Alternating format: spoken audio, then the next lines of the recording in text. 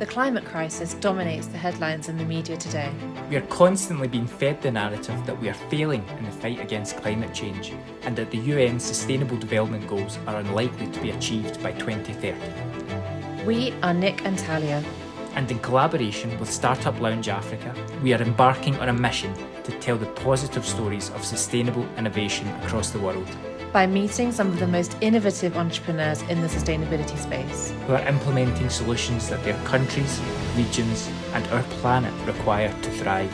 And most importantly, we want to show that if we get behind and scale up these innovations, we can, in fact, achieve the UN's SDGs.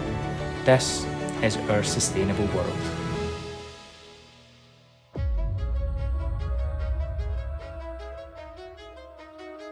In this episode, we look at how waste can be the perfect low-carbon climate solution ingredient in providing affordable housing for East Africa's urban population. KUBIK's mission is to build dignity through clean and affordable living for all. We're finishing our journey in Ethiopia with an award-winning business who's found a way to build affordable housing using an unlikely ingredient sourced right here from their home city, Addis Ababa. No heavy machinery, no cement. You just use a hammer and you build a wall. Could the future of housing be in yesterday's bins? Let's find out from the team that are making this a reality for Ethiopia.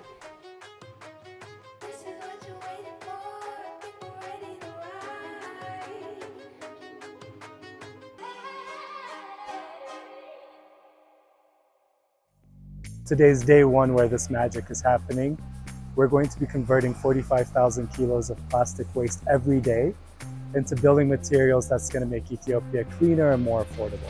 It is a special day indeed for all of us, especially for KUBIK. As a team, we have been waiting this day for a long time.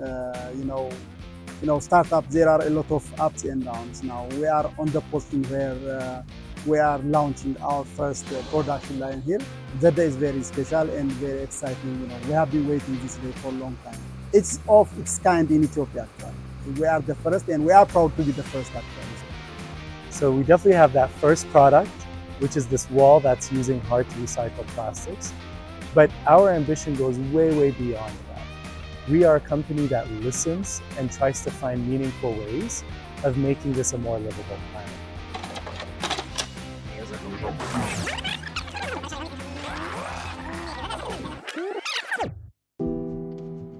About 5 years ago, I landed from a trip and saw the news about a landfill in the city that I grew up in, having had this massive landslide and killing people because of the avalanche effect of landfill.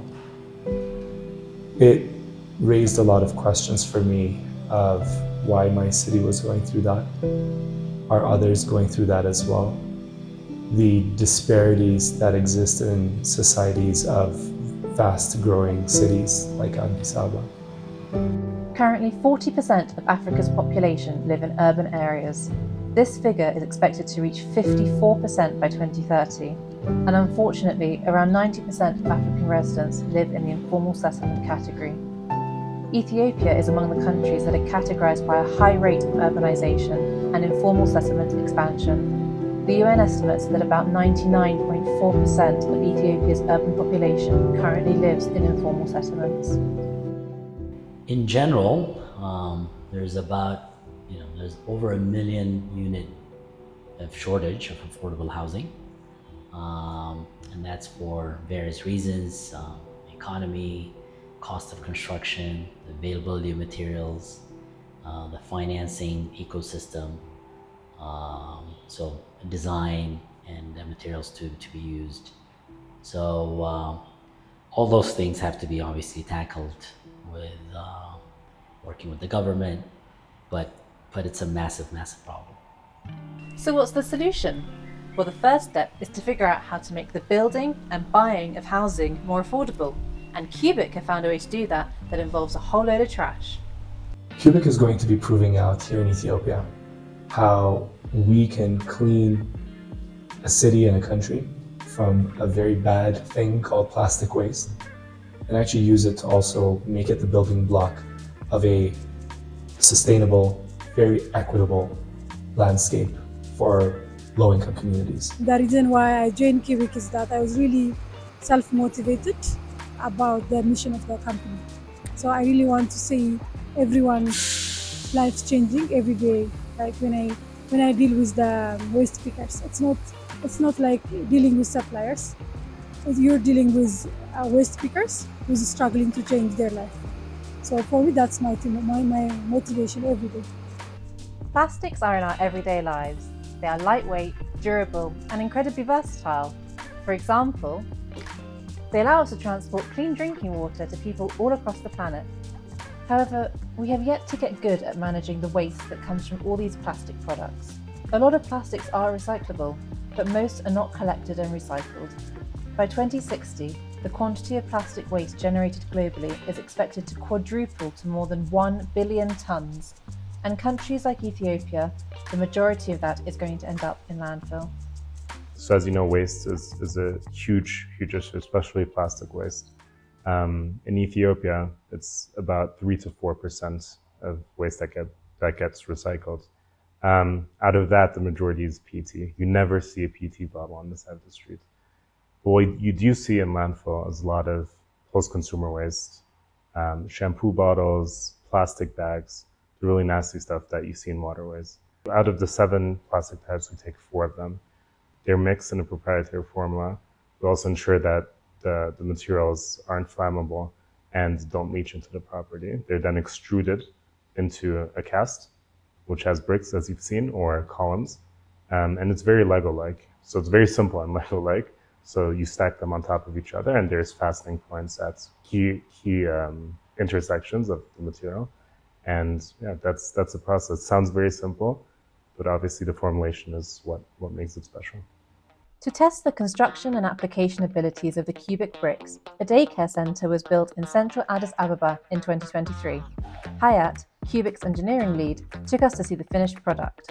Buildings, different uses, snapping area, gaming area, and eating. So these are the interlocking bricks. These are the columns. These are the foundation beams, top tie beams, and then we use plates and bolts to bring everything together. So this is trash turned into a daycare. The daycare project by Olympia. That really, we get to understand the material, the efforts, the look and the finishings, and even the costings and all the challenges we came to understand. I would say we learned a lot from the build and the process. And the best part is actually, it took us only 16 days for all of this. All for 16 days, 1-6, yeah. So it was an interlocking brick system, no heavy machinery, no cement. You just use a hammer and you build a wall. A daycare, exactly. So when you're trying to keep a real estate project affordable, I think, of course, the cost of the materials that you're using is one. So in the case of the KUBIK bricks, it's going to be 30 to 40% cheaper than using hollow blocks and then applying cement on top of it. There's too much trash. There's way too little affordable housing for the majority, and cities, especially real estate, are a prime contributor to climate change. These are the 3 areas that we focus on. And it's not the brick or the wall that we make that we become proud of. It's about the advancement we make to tackling and solving that problem.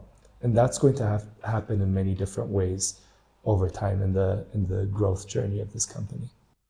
KUBIK are on an exciting, fast-growing, hugely impactful trajectory, winning the Global Startup Awards, gaining funding from some of Africa's most passionate investors, and receiving a great deal of well-deserved media attention. So what do the team hope their impact is going to be over the coming years?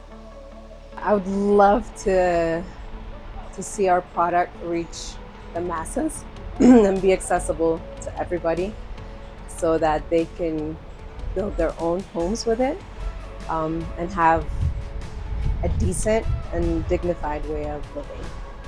Hiring more women, creating jobs for many, not only women, also for the community as well. Koshi is one of the biggest landfills in East Africa. If you look at the working conditions there, completely unmanaged, very dangerous. I would hope that's eradicated completely, that no one has to work and live in that kind of environment. I think it's really important that we as Africans define what the future looks like. And KUBIK is providing that opportunity here in Ethiopia of driving circularity through the built environment and showing that you don't need very expensive, very polluting material like cement to make everything work.